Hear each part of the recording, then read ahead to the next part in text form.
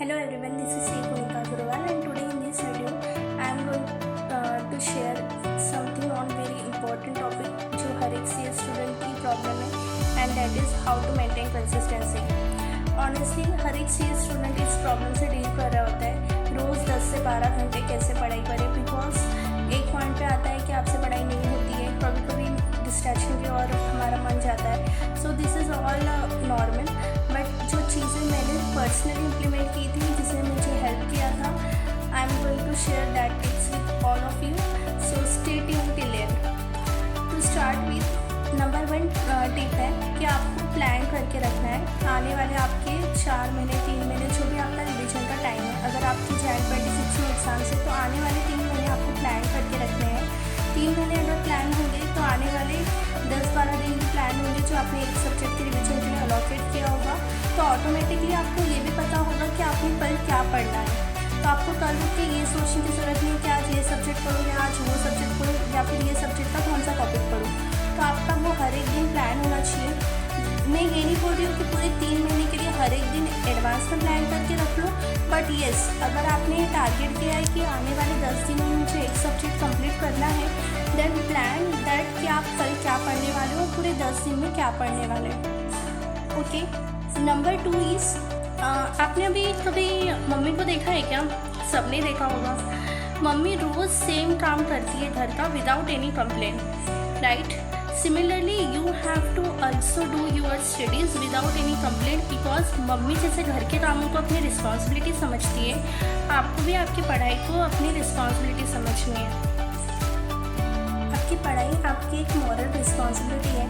तो मूड हो ना हो, तबीयत ठीक हो ना हो, पढ़ाई हो रही हो ना नहीं हो रही हो, आपको पढ़ाई करनी ही है.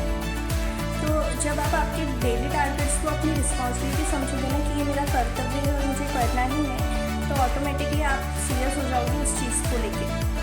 Number 3 is you can use a stop watch.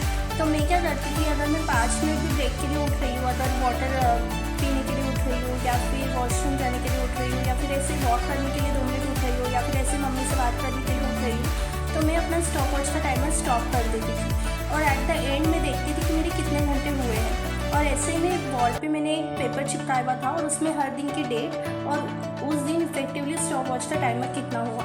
तो इससे मुझे पता तो चलेगा ना कि मैंने अगर पिछले महीने में हर एक दिन 10 से 12 घंटे सोचा है तो एक्चुअल में मैंने 10 से 12 घंटे पढ़ाई की है या फिर इफेक्टिवली मेरा आउटपुट कम हो रहा है. तो ऑटोमेटिकली वो इम्प्रूव करता है to get the better results. और आपकी जो इफेक्टिवली कितना पढ़ाई हो रहा है ना वो आपको at the end of the day समझ में आएगा. क्योंकि वैसे हमें लगता है कि यार मैं 10 से 12 घंटे पढ़ रही हूँ, बट एक्चुअल आउटपुट बहुत कम होता है. तो ये स्टॉप वॉच वाला टेक्निक मुझे पर्सनली बहुत हेल्प किया था एंड आई एम श्योर ये आपको भी बहुत हेल्प करेगा.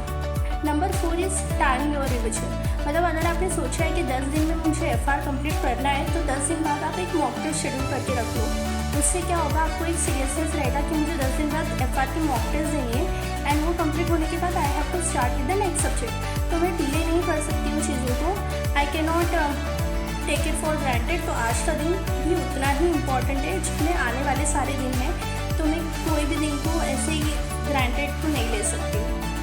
नंबर 5 इज़ आपको क्या करना है, जिस दिन भी ऐसा होता है कि आज पढ़ाई नहीं हो रही है, आज मन नहीं कर रहा है या फिर सैचुरेशन पॉइंट आ गया है. जैसे मेरे साथ क्या होता था, मुझे ना मोबाइल खेलना है ना मुझे टाइम पास करना है, बट फिर भी मेरे से पढ़ाई भी नहीं हो रही है. तो उस दिन भी मैं बुक्स के साथ बैठी रहती थी. मैंने कोशिश की थी कि मैं पढ़ूँ, नहीं हो रही है फिर भी पढ़ूँ, नहीं हो रहा है फिर भी पढ़ूँ. अगर आप CA भी बन जाओगे ना तो CA बन जाने के बाद भी कितनी बार ऐसा होगा कि आपसे काम नहीं होगा ऑफिस का, लेकिन आपको करना ही पड़ेगा. क्यों? क्योंकि वो आपकी ड्यूटी है ना. मैनेजर बैठा है सर पे तो आपको करके ही निकलना है. वैसे ही आपको आपकी पढ़ाई उससे ज़्यादा इम्पॉर्टेंट है, तो आपको पढ़ाई भी करनी है. आर्टिकलशिप के टाइम पे भी करते हो, राइट? काम करते हो, नहीं करना है तो भी करते हो. वैसे पढ़ाई भी आपसे नहीं हो रही है तो भी आपको पढ़ाई करनी ही है. भले एक चैप्टर नहीं होगा, आधा चैप्टर होगा, चलेगा, लेकिन मोमेंटम ब्रेक नहीं करना है. अगर आज आपने मोमेंटम ब्रेक किया तो आने वाले 2-3 दिन बर्बाद. तो इसीलिए आज का दिन बर्बाद हुआ, लेकिन आपने कोशिश की, आपको करनी है. मतलब एक चैप्टर नहीं तो आधा चैप्टर. फिर at the end of the day आपको लगेगा यार मैंने इतने चैप्टर्स करने चाहिए थे बट उतने नहीं हुए. तो नेक्स्ट डे आप ऑटोमेटिकली अपने आप को स्पीड अप करोगे to improve it. And last but not not the least आपको एक सिंसेरिटी मेंटेन करके रखनी है अपने अंदर कि मेरी पढ़ाई मेरे लिए सबसे ज़्यादा इम्पॉर्टेंट है, इससे ऊपर कुछ और इम्पॉर्टेंट नहीं है। सो जो भी डिस्ट्रैक्शंस है मुझे उसके ध्यान ही नहीं देना है, बिकॉज दैट आर डिस्ट्रैक्शंस और मेरी प्राइमरी रिस्पॉन्सिबिलिटी मेरी पढ़ाई है, तो मुझे उस पर ध्यान देना है। तो एक बैक ऑफ द माइंड अगर सीरियसनेस रहेगा तो ऑटोमेटिकली आप कंसिस्टेंटली पढ़ाई करोगे, क्योंकि सीए एग्जाम्स में आप कितने भी स्मार्ट हो वो फ़र्क नहीं पड़ता, बट आप कितने हार्ड वर्किंग हो that gives you ultimate results. So stay consistent and yes, stay honest with yourself. अगर वीडियो अच्छी लगी हो, do give it a like and I am sure it will help you out. Thank you.